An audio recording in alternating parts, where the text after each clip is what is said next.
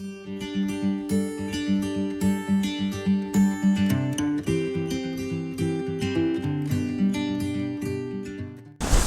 there folks, welcome to another fishing adventures, and today we're piking. Okay, it's October, it's very autumnly, the river's been up, the river's been down, it's rising slowly, but I just fancy it for a pike today.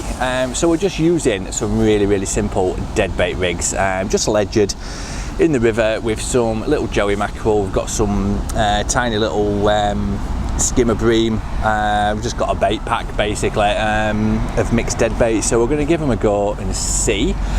There's not much happening really. I've left Scott at home, he's in the shed, and he's going to talk you through the tackle and the rigs that we use when we're pike fishing. So to the shed, let's see what he's up to.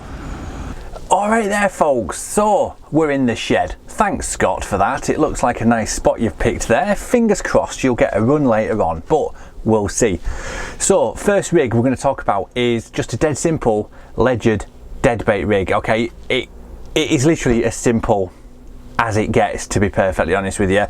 If you've done any sort of fishing using the ledger, the setup is going to be pretty much the same, to be perfectly honest, with a couple of little tweaks that I feel are really important, especially if you're fishing in snaggy areas and stuff like that. Okay, but let's get into it. Let's just see the rig. There's a diagram on screen now, and basically it just allows you to fish in a variety of situations, in a variety of places. Okay, the question I always get asked is, what gear do you use for piking? What's the best tackle? What would you recommend? What do you use? Personally, I use this stuff, okay, and it's by a company called Codex, okay, and they have got literally everything you could possibly want for piking. Okay, we've got a full range of gear here, from bung floats to sliding cigar floats and stuff like that, and it gives me a massive amount of confidence. Okay, I've used these for a little while now. I started off just using the low traces, if you've seen my videos on the Foss in particular, and it's just amazing. It's never ever let me down. I just feel a massive amount of confidence using it. There will be a link in the description for their website, so go and check it out. Please just go and have a look. You might be amazed at some of the stuff on there. But let's talk about the rig. Okay, dead simple. So you've got your main line, okay, and what we're going to do is, the idea is we're going to fish a dead bait in the river. Okay, so at the bottom end you've got your swivel, not your swivel, what am I talking about? Your wire trace. Okay, so it's a double hook wire trace. This one's by Codex, and I don't know if you can see that on camera, but that little thing there that's just sliding up and down on the trace, that is a little floating crimp. And the idea is, depending on what sort of size bait you're using and stuff like that, you can actually put your hooks in the right place for that particular hook bait, and then just crimp it on and it won't move. Massive advantage in my eyes. So anyway, that's your trace.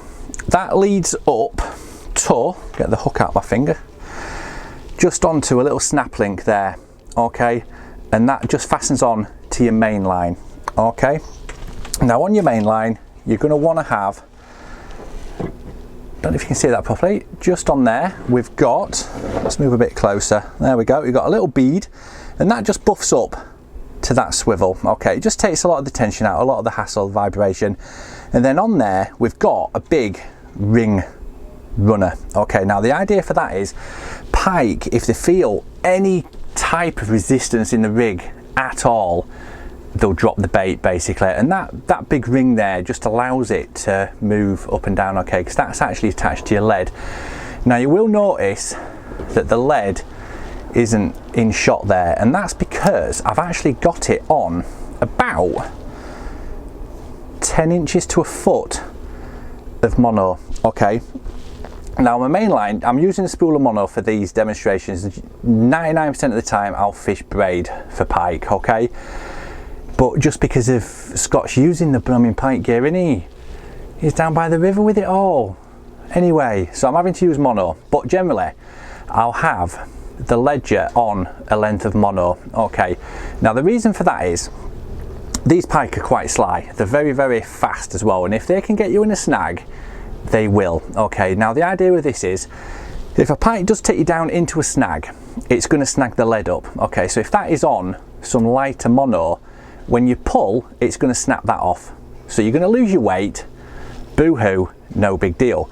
That is a lot better than potentially losing your weight and your trace. Okay, if that was running on the main line, it's going to get all snagged up, and that pike could be left with a trace, it could do some proper damage, or it could basically starve to death and die, and we don't want that. Okay, so think safety, have that on a short length of mono, around 5 or 6 pounds, depending on where you're fishing, what the snags are like and stuff like that.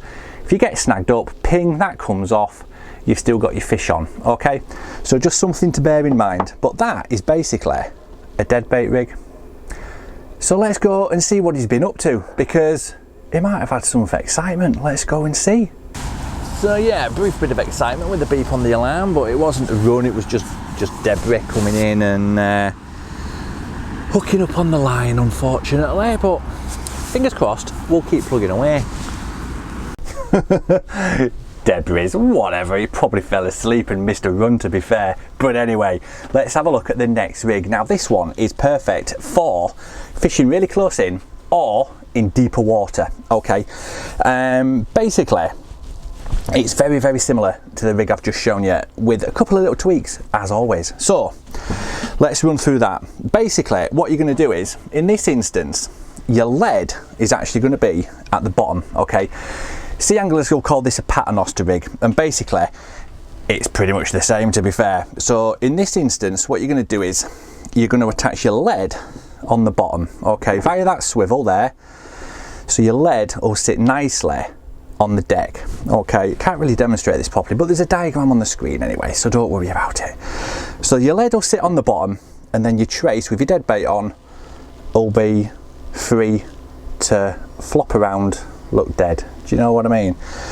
This is awesome if you're in a river with a deep bank on the inside, because that flow will just let your dead bait just like zombie in the edge, and it is a deadly method. Okay, again, you've just got a tiny little bead on that top swivel. This is your wire trace, okay, and that is free to go up and down the line, and there's just a little bead at the top there to stop it going too far up. And again, the lead is just attached on that lighter mono, so if you do get snagged, it's going to break first, and chances are you're going to keep that fish on. Okay, if you're going to use this one, it's a good idea to use a lead that is just light enough to hold the bottom, and again, it all comes down to that resistance basically. Now there is a slight variation on this which I'm going to show you next, but let's go back to Scott, because I think, what am I hearing there?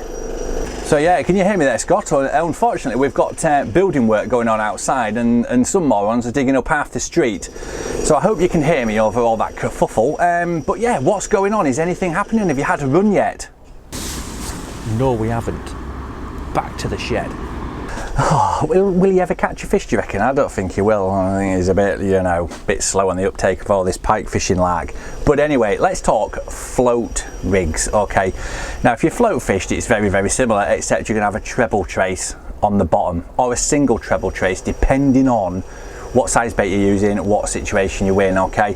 I don't want to get too much in depth right now, because I'm going to be using all these rigs in some future episodes, especially through winter. Now it's getting colder, it's a brilliant time for pike fishing, really.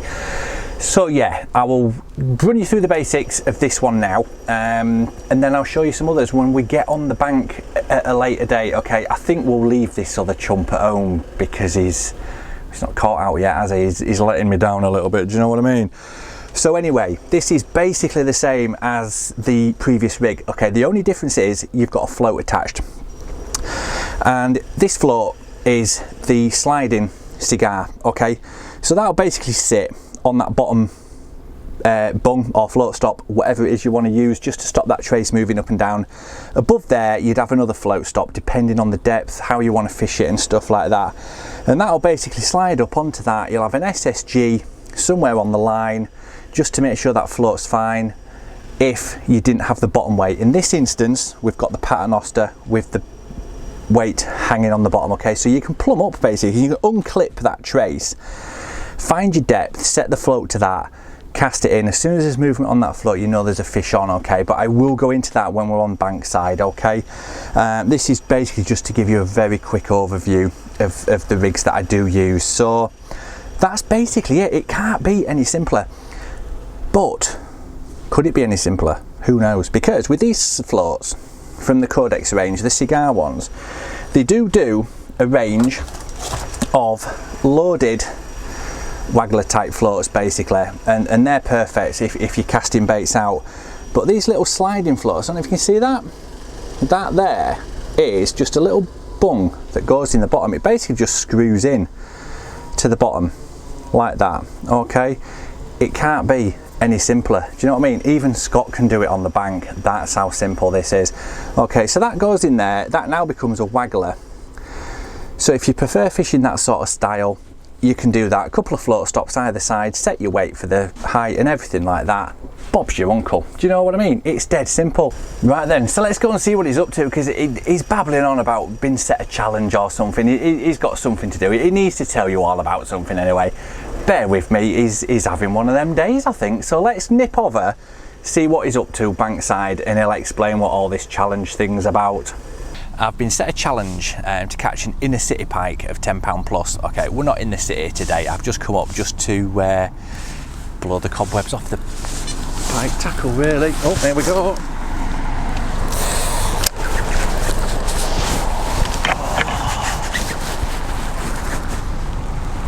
Nope. He's just missed a screamer of a bite. Wow. Shouldn't laugh really though, should we? Well, I'm not entirely sure what to make of that, but anyway, it's given me a chance just to set up this final rig that I really want to show you, okay? And this is as simple as it gets, okay? The other rigs are pretty simple, but this is just like, it's a no-brainer, dead simple, okay? So at the bottom end, you're going to have your trace, okay? Dead simple. It can be a double treble or a single treble, depending on the size of bait and what you want to do. And I use this on like small waters, small rivers, small little streams, where I'm just like using a small bait just to wobble and see if I can get a take basically. But that goes onto your snap swivel, little buffer bead onto your main line, and then you've got your sliding float again. Okay, perfect. Have an SSG or a swan shot on there just to get that dead bait down. Set your depth with a float stop or a knot or whatever you choose to use. Basically just cast it in, let the flow take it into the pools, give it an odd twitch forwards and backwards, just let it look like a dead fish that is kind of half alive, half dead, whatever, and just let it swim through those currents, through those eddies, and just twitch it back every now and again. And as soon as the fish takes it, you're going to get the indications on the float. Bob's your uncle. How simple is that? Give it a go. Get on the Codex website, give these a go, and I'm going to go back to Scott now on the bank, because I want to see what he's got to say about this entire session, to be perfectly honest. I'm going to sack him. I've had enough, really. He's just not performed, has he, at all? Unless he's got a miracle for us right now. Don't hold your breath, folks. Let's go and find out. So, it looks like I'm staring a blank in the face. Staring a blank in the face. That was a foregone conclusion, wasn't it, folks? Oh, let's stay tuned. I'm going to give it another 10 or 15 minutes. Fingers crossed we get some. If not, I'll catch you all next time. Ah well, unfortunately that is the way it goes with piking. It can be tricky. It's one of those things that they will have windows of opportunity, really. First thing on the morning, towards dusk, are always really good times for pike, depending on your methods and stuff like that. I mean, you can catch them on lows through the day and stuff if you're prepared to walk and explore a good bit of water. But these little sessions where you can grab a couple of hours, just nip down with a pike rod, a dead mackerel, and just see what happens. Do you know what I mean? It's chances like that if you don't take, you always wonder what if. So sometimes it's worth taking that risk. But I really hope you've enjoyed it. I hope you've got some value out of it as well. As I say, we will be doing a lot more pike videos in the future, just showing you through the different rigs on different waters. We've got 2 or 3 river sessions planned and a large still water planned as well, where we're going to be using some popped up dead baits, basically just using the dead bait sticks. Basically you ram it inside fish and it makes it buoyant, and it's really cool for fishing above weed and stuff like that. So stick around. Thank you so much for watching. Give this video a thumbs up, leave a comment as well, because I love talking with other pike anglers, because everyone does it slightly differently, or everyone's got their own ideas and stuff like that. And it is an area that I have fished in a little while, but I've still got a lot to learn. So leave your comments, get in touch with me. There's a link down below for the Facebook group as well. But yeah, thanks for watching. Take care. Shall we sack him or not? Leave a comment below, let me know. See you later.